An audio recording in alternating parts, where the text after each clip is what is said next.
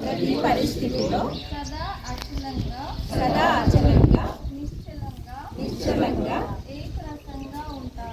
ఏకరసంగా ఉంటాము.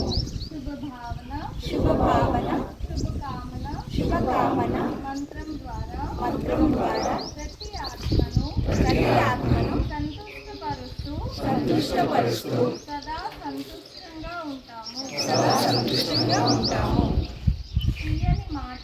తీయని మాటలు మరియు చిరునవ్వుతో ఉన్న ముఖము ద్వారా ప్రతి ఒక్కరితో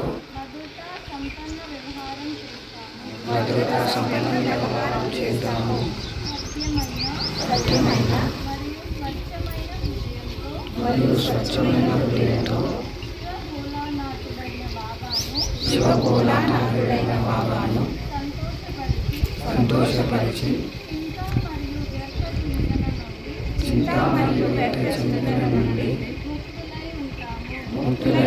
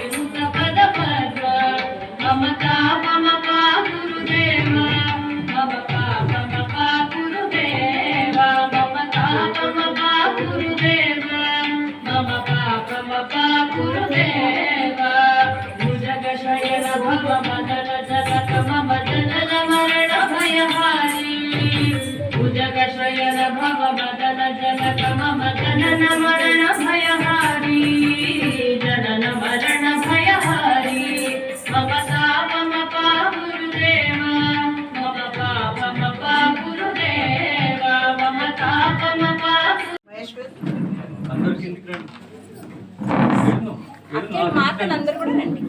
అందరికీ జ్యోతి జగాओ.